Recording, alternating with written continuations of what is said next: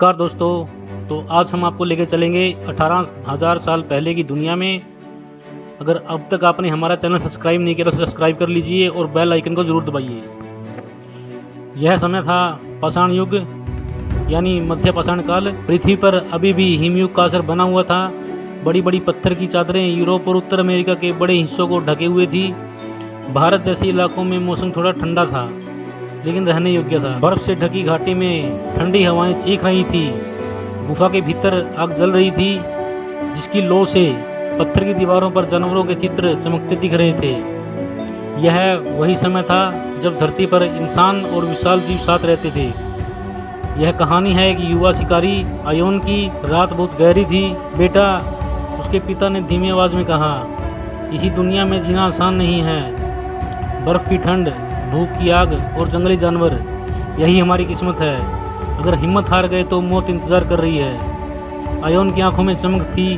वह तय कर चुका था, जब वह भी शिकार करेगा अब वह केवल बच्चा नहीं रहेगा बल्कि कबीले का योद्धा बनेगा। सुबह होते ही 5 शिकारी कबीले से निकले। उनके हाथों में लकड़ी और पत्थर के बने भाले थे।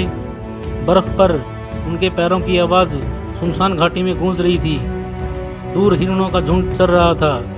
आयोन का दिल तेजी से धड़क रहा था। जैसे ही हिरण चौंका, सबने भाले फेंके। एक भाला जाकर हिरण की गर्दन में लगा और वह वहीं गिर पड़ा।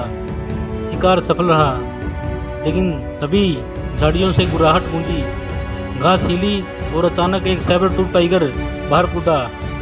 उसके लंबे चमचमाते दांत देखकर आयोन के हाथ कांप गए। शिकारी चीख पड़े, आग आग जलाओ, आग जलाओ। फटाफट सूखी घास जलाई गई, मसाले जल उठी और आग की लपटें देकर टाइगर गरजा, लेकिन हमला नहीं किया। वह धीरे धीरे पीछे हट गया। आयोन का चेहरा पसीने से भीग गया। यह उसका पहला सबक था। इस धरती पर जीना मतलब हर पल मौत से आंख मिलाना। कबीला शिकार करके लौटा।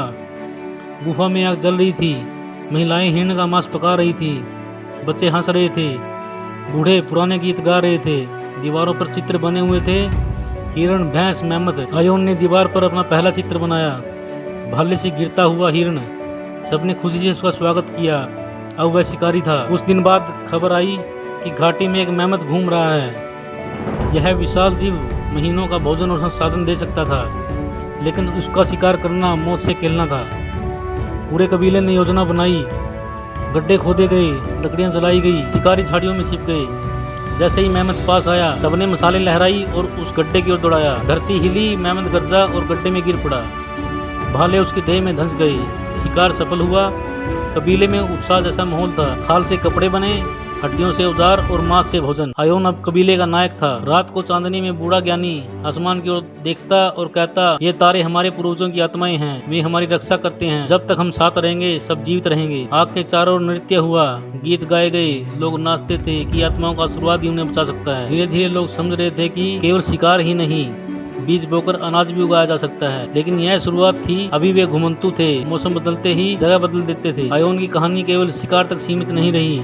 उसने सीखा आग से ठंड और जानवरों पर जीत, एकता से कबीले की रक्षा, कला और विश्वास से मन की ताकत। यह वही दौर था जब इंसान मौत से रोज लड़कर और जीविका से आगे बढ़कर धरती का विजेता बन रहा था। आग की रोशनी में आयोन की आंखें चमक रही थी। वह जानता था कल फिर एक चुनौती होगी, लेकिन वह तैयार था। 18,000 साल पहले का जीवन खतरों से भरा था, लेकिन इंसानी हिम्मत और एकता ने उसे रोमांचक बना दिया। यही संघर्ष आने वाले समय में सभ्यता की नींव बना।